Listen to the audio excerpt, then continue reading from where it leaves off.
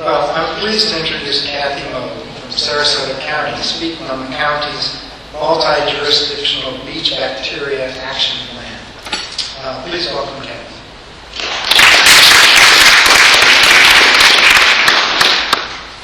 Thank you, and I'd like to thank you for the opportunity to come and talk to you about beach bacteria issues.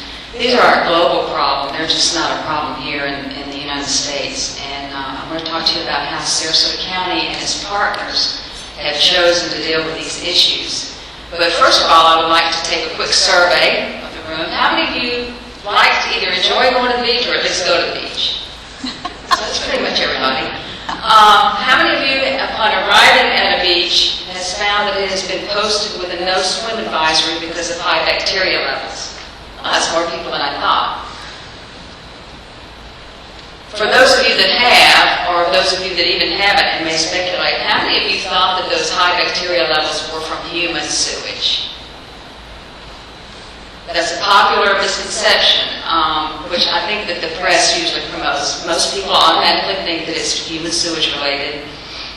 But in the 15 years that I've been with Sarasota County, any of our no swim advisories have not been related to human sewage, although there is always the potential, because as we'll see in a couple more slides, for human sewage to make its way to our beaches. And these are I'm going to hold this because I'm a little short. These are my presentation topics. I'm going to be talking, giving you a little bit of boring regulatory background and talk about the health department beach monitoring, bacteria sources and migration pathways, and then our beach action plan, which the presentation is mainly about, that we developed, our partners, our purpose of the plan, the development, and exactly how it works. For the regulatory, actually this is a match the president with the act. Anybody wants to start guessing.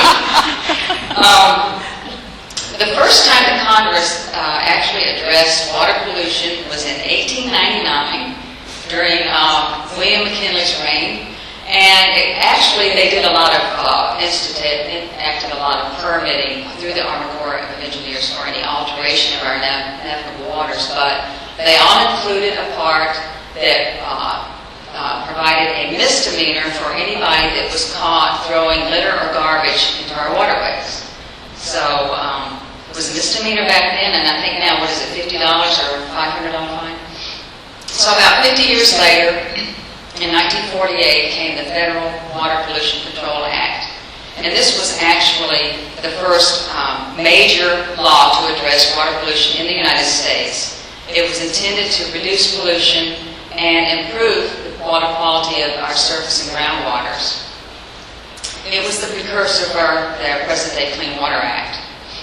Then in 1965 came the Water Quality Act, and Congress actually required states to adopt water quality standards for interstate water. In 1972, along came the Clean Water Act, which actually was, Congress rewrote the Federal Water Pollution Control Act. They added a lot more stringent regulations, and it was intended to eliminate the release of toxic chemicals into our U.S. waters. And the reason I have the presidents on here mainly is because President Nixon actually vetoed that law, that act, and it was overridden by Congress. So I guess we should imagine what would have happened if Congress had not overridden that law. It has also gone through numerous amendments since then. So in the year 2000, with the Beach Act, I missed it, 1986, the EPA developed and established their first recreational water quality criteria, and this sole goal was to protect human health for people that were in recreational waters. And then along came 2000, which was an amendment to the Clean Water Act, and it basically created the State Healthy Beaches program, and EPA was able to provide funding to states in order to monitor their beaches. That same year, Sarasota County and 33 other Florida counties began monitoring their beaches. Sarasota, most of them were monitoring bi-weekly. Sarasota County was monitoring 8 beaches at that time, and they were monitoring for both fecal cyanobacteria. In 2002, the DOH began sampling weekly, and unfortunately in 2011, the state funding was cut, and the DOH, in order to be able to keep monitoring, they eliminated the fecal coliform parameter and just are monitoring for enterococci bacteria, which has actually been found to be a more effective indicator in marine waters. And I don't know if I mentioned that Sarasota County also added 8 more beaches, so they're monitoring 16. This is Sarasota County, and the health department collects samples along 16 beaches, and occasionally the bacteria levels exceed the state water quality standards to protect human health. It's very difficult to determine the source of that bacteria. So these are some of the bacteria sources and migration pathways. Of course, the most obvious are sanitary sewer overflows and failing septic systems. There's also pet waste, which has been recognized in recent years as a major problem. A lot of people do not pick up after their pets, and a lot of those that do decide that they are going to toss them into the black hole, which is known as the storm drain. They also choose to bypass the black hole, and a lot of them will throw the pet waste directly into their pond or their ditches or the creeks. And so all of that bacteria makes its way into our bays and Gulf. Wildlife has also been recognized as a problem for bacteria, as well as the rack line and tidal pools that form along the beach. When we get heavy rains or very high tides, a lot of times we get tidal pools that form along the beach. And the shorebirds love to play in the water and feed in the water, and of course they deposit their feces, which can make it into the water when the tide comes in and out or another heavy rain. The rack line, while it is an important food source, contains very many living and dead marine organisms that the shorebirds like to feed upon, and as they're feeding, they're depositing their feces along the shore, and the tide washes that in and out. Then there's the direct point sources of stormwater outfalls. A lot of times when we have sewage spills, the sewage can make its way into the storm system and into our waterways, and then we do have some stormwater outfalls directly on our beaches. And a few more. Of course, direct non-point source pollution is direct runoff over the land. And crowded beaches can be a significant source because we have such great beaches that we get so many people, especially this time of year. We have spring breakers. We get thousands of people coming to our beaches, and of course humans have a lot of bacteria on their skin. And one source that has been recently recognized are really rough surface conditions associated with cold fronts or tropical storms, heavy rainfall events. The bacteria do live and persist in the sediments, and they are often, when the sediments are churned up with high surf, bacteria is resuspended in the water column. So the Sarasota County Health Department is the agency responsible for monitoring the beaches, and in the past they've had a hard time determining the source of the bacteria when they have high levels and communicating it effectively to the public. And also, even though the county operates and maintains 15 of the beaches, Longboat Key maintains their own, 7 of the beaches are in the cities of Sarasota and Venice, and also 7 of the beaches are in the CHNEP study area. So the county saw the need to bring all the stakeholders together and develop a formal plan to deal with these issues so that we could better inform the public. The purpose, of course, is to minimize or prevent the adverse impacts to human health, and we were hoping to help avert or prevent the no-swim advisories. The goal was to develop a plan based on the Incident Command System principles. And the ICS is a normally nationally standardized on-scene all-hazard management system. So it brings it's really a good system to have multiple jurisdictions to work together for the common goal of preventing or minimizing the impacts of the event. So the objectives are also to provide organized and coordinated regional approach among multiple jurisdictions, to provide a rapid response for the investigation of these incidents of high bacteria, and to establish well-defined standard protocols for us to follow so that everybody's on the same page and doing the same thing, and also to provide the community with prompt and accurate information so nobody is guessing about what's going on or speculating. For the development, the first thing we did is we brought key staff from all of our partners together and invited them to take part in the development of this beach action plan. And I must say that we were very pleased that everybody was very excited to come together and work on this, because we're all in this together. We all have bacteria problems occasionally. So we formed the management team. Of course, I just said it was modeled after the ICS. And we created teams with specific roles, assignments, and leaders. Of course, we had the first team to develop the plan. And then we formed a communications team from a public information officer from each of the jurisdictions. And they came together to work for the communications of the incidents.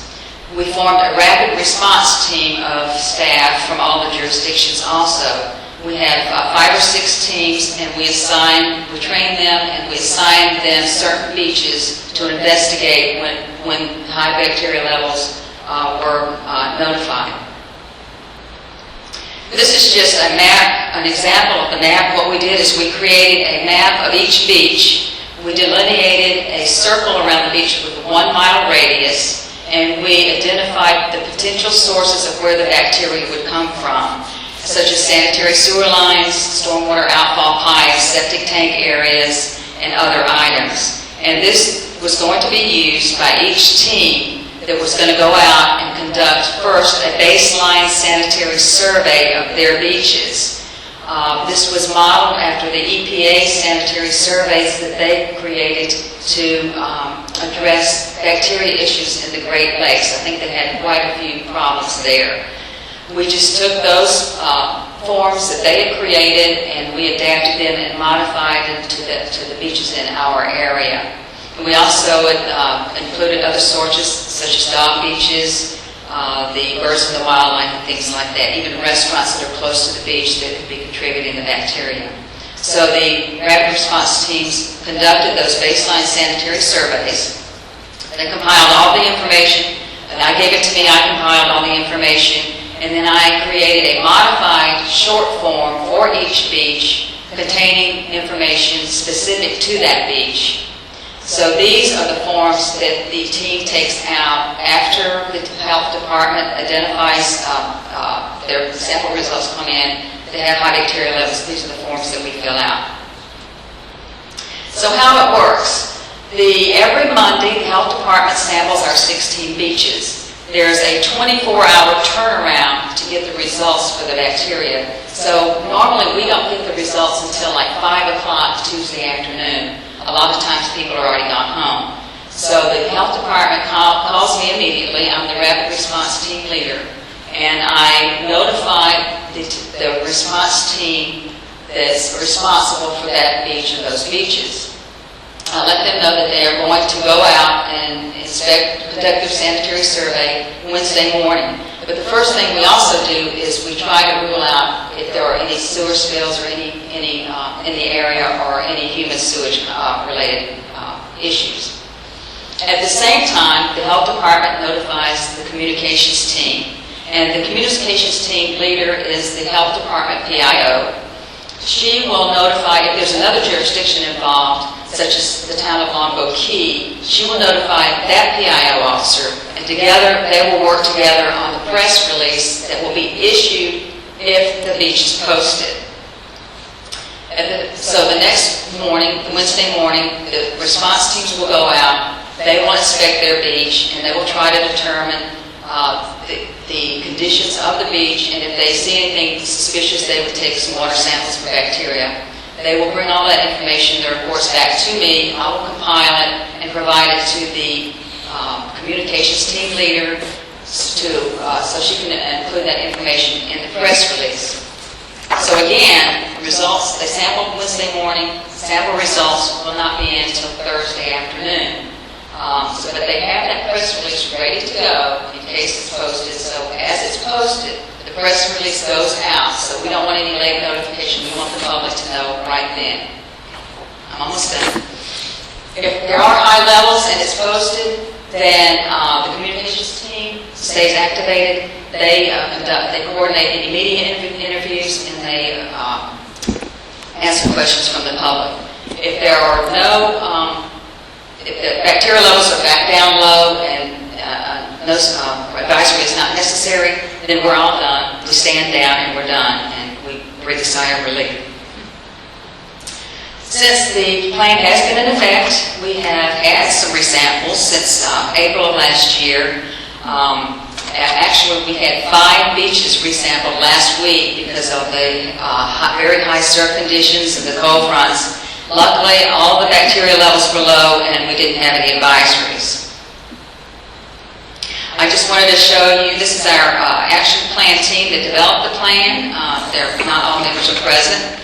This is our rapid response team members. And I just wanted to leave you with one note that to remember that our county beaches are never closed. A lot of times the press will report the beach is closed because of bacteria. And it's really an economic impact because people from all over the world think that we're polluted and the beaches are closed.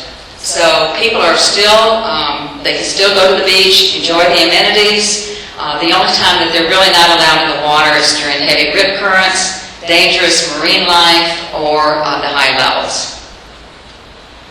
And these are just some links and any questions. First of all, I would like to say that if anybody would like to do this, this is very adaptable to your area, and I would be happy to provide you with any information or help if you would like to do something like this. Thank you.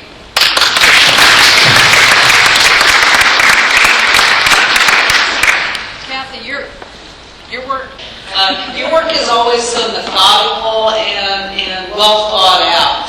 In what ways do you find this real similar to your oyster monitoring work? I guess I do like to consider myself kind of anally well organized. So I do try to put a lot of thought into it, organize it, and of course all the other people that provided, the team that came together provided a lot of input. This only took about a year. We met once a month, we developed it, we developed a plan, and we had it up and running in a little over a year. So everybody was a big help, and we just ironed it out bit by bit. I have one.